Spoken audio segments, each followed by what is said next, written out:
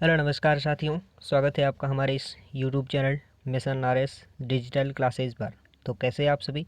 उम्मीद करता हूं कि सारे अच्छे होंगे और निरंतर अपनी पढ़ाई में व्यस्त होंगे। आइए दोस्तों, शुरुआत करते हैं आज की अति महत्वपूर्ण क्लास की।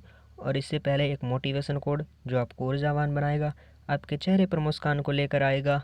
और माँ तेरे पसीने की हर बूंद को मोती से चमकाऊंगा, तू सपने बड़े देख माँ, अब की बार पूरा करके ये तेरा शेर शेरनी दिखलाएगा। ज़िंदगी में अगर कभी बुरा दिन आए तो इतना हौसला ज़रूर रखना दोस्तों कि दिन बुरा है, ज़िंदगी नहीं। हो सकता है दोस्तों ज़िंदगी में समस्या है ना, समस्या तो हर किसी व्यक्ति के ज़िंदगी में समस्या आएगी दोस्तों। समस्याओं का आना पार्ट ऑफ लाइफ है, लेकिन इन समस्याओं से लड़कर इनकी खोपड़ी में छेद करना आर्ट ऑफ लाइफ है। तो लेकिन दोस्तों समस्या तो आएगी, लेकिन वो मंजर बड़ा खूबसूरत होगा दोस्तों, जहाँ सफलता शोर मचाएगी। तो आइए दोस्तों, शुरुआत करते हैं ईओ और आरओ की परीक्षा को नस्तेनाबूद करने वाली अति महत्वपूर्ण क्लास की। तो पहला प्रश्न है हमारा, धारा 54 के तहत वार्ड समिति एक से अधिक कब होगी? अति महत्वपूर्ण सवाल है दोस्तों, याद करो दोस्तों। धारा 54 के तहत वार्ड समिति एक से अधिक कब होगी दोस्तों? जनसंख्या 3 लाख से कम है दोस्तों तो अधिक होगी, या दोस्तों जनसंख्या 3 लाख से अधिक है तब, या दोस्तों जनसंख्या पर निर्धारित नहीं होगी, या दोस्तों नगर पालिका का अध्यक्ष तय करेगा वार्ड समितियों को। तो ऑप्शन नंबर बी इसका एकदम करेक्ट आंसर हो जाएगा दोस्तों।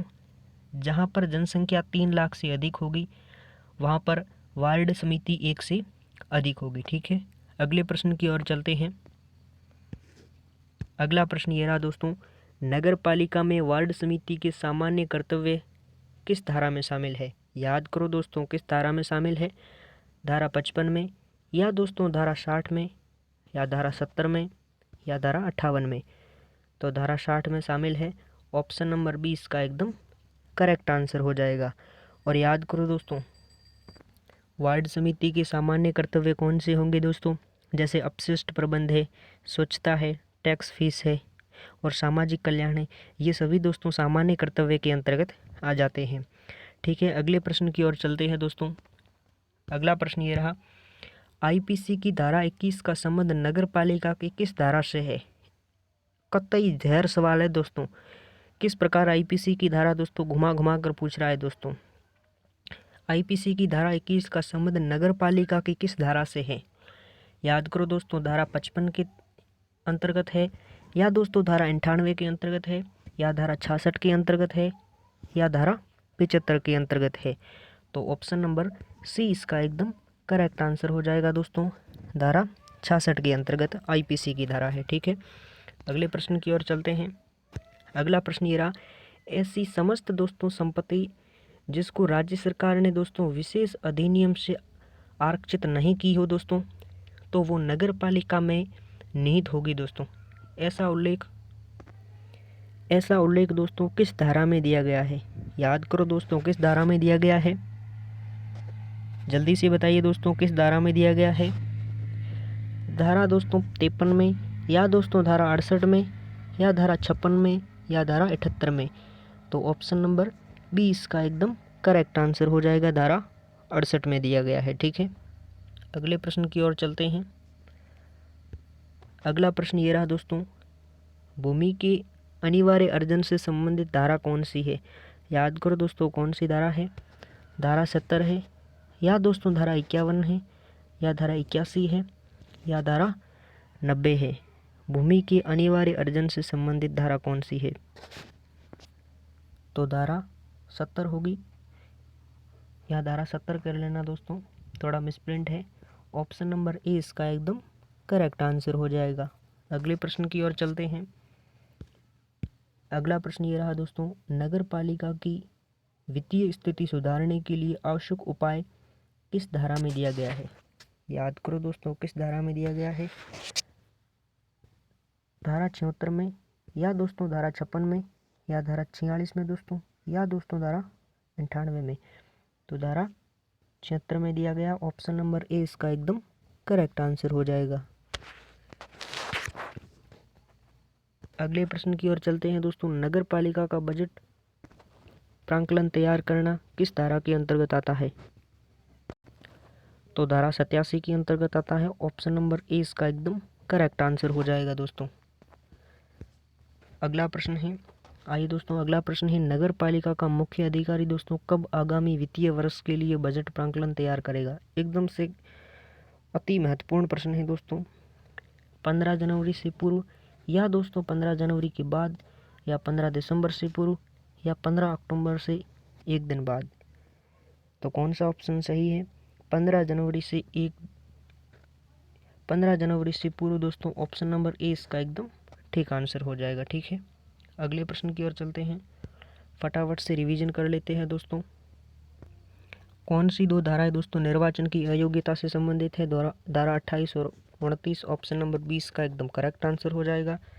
अगला प्रश्न ये रहा दोस्तों, कोई व्यक्ति नगर पालिका का सदस्य दोस्तों और पंचायती राज व्यवस्था की सदस्यता दोस्तों एक साथ धारण करता है तो विशेष प्रतिबंध है, किस धारा के अंतर्गत प्रतिबंध है? धारा 42। ऑप्शन नंबर सी इसका एकदम करेक्ट आंसर हो जाएगा दोस्तों। अगला प्रश्न ये रहा, नगर परिषद में कौन अध्यक्ष के रूप में कार्य करेगा दोस्तों? कौन अध्यक्ष के रूप में कार्य करेगा? सभापति। ऑप्शन नंबर ए इसका एकदम करेक्ट आंसर हो जाएगा। अगला प्रश्न ये रहा, लोक स्वास्थ्य स्वच्छता ठोस प्रबंधन का मुख्य कर्तव्य नगर पालिका की किस धारा में शामिल है? याद करो दोस्तों, किस धारा में शामिल है? तो धारा 45 में। ऑप्शन नंबर बी इसका एकदम करेक्ट आंसर हो जाएगा। अगला प्रश्न ये रहा दोस्तों, नगर पालिका को कार्यभार सौंपने का दायित्व किस धारा में है? तो धारा 50 में है दोस्तों। ऑप्शन नंबर बी इसका एकदम करेक्ट आंसर हो जाएगा। अगला प्रश्न ये रहा दोस्तों, अगर नगर पालिका का अध्यक्ष दोस्तों कोई बैठक नहीं बुलाता है तो दोस्तों मुख्य कार्यपालिका कितने दिन में बैठक करवा सकती है? 10 दिवस के अंदर दोस्तों। ऑप्शन नंबर ए इसका एकदम ठीक आंसर हो जाएगा। ठीक है, अगले प्रश्न की ओर चलते हैं, नगर पालिका में नागरिक समस्या को सुझाव देने का प्रावधान किस धारा में है दोस्तों? धारा 52 में है दोस्तों। ऑप्शन नंबर बी इसका एकदम करेक्ट आंसर हो जाएगा। अगला प्रश्न है, नगर पालिका के सदस्य और समितियों की संख्या कितनी होती है? 10 होती है। और आपने कमेंट बॉक्स में छाप कर नहीं बताया दोस्तों, उन समितियों के नाम बताना है आपको कमेंट बॉक्स में छाप कर। ठीक है, अगला प्रश्न है आपके लिए कल वाला, कौन सा नगर पालिका अध्यक्ष का मुख्य कार्य है? तो नगर पालिका में नियमित बैठक बुलाना, बैठकों की अध्यक्षता करना और नगर पालिका में वित्तीय प्रशासन पर निगरानी करना, ये सभी नगर पालिका अध्यक्ष का मुख्य कार्य होता है। ठीक है, ऑप्शन नंबर डी इसका एकदम करेक्ट आंसर हो जाएगा। ये हो गया दोस्तों आज का प्रश्न। नगर पालिका के बजट प्रांकलन की मंजूरी किस धारा में शामिल है? इसका ऑप्शन आपको कमेंट बॉक्स में छाप कर बताना है दोस्तों। ठीक है दोस्तों, कमेंट बॉक्स में छाप कर बताना है। और ये आज की आपकी नोट्स हो गई। ठीक है दोस्तों, आज की क्लास ये हो गई। और क्लास अच्छी लगी है दोस्तों तो एक लाइक और सब्सक्राइब तो ज़रूर करें। लगातार ईओ और आरओ की क्लास लेकर आ रहे हैं और मैं वादा करता हूं दोस्तों, लगातार आप इस चैनल से जुड़े रहेंगे तो बेहतर तरीके से आपको ईओ और आरओ की तैयारी करवाई जा रही है। ठीक है दोस्तों, ध्यान रखना, खुश रहिएगा, मस्त रहिएगा और सम्मान कीजिएगा अपने माँ बाप का, अपने बड़े बुजुर्गों का। मिलता हूँ एक अगली क्लास में, तब तक के लिए तैयारी करते रहिए। और अब की बार पेपर की खोपड़ी में छेद करके सिलेक्शन छीनना है ना, ध्यान रखना दोस्तों। मिलता हूँ अगली क्लास में, तब तक के लिए पढ़ते रहिए।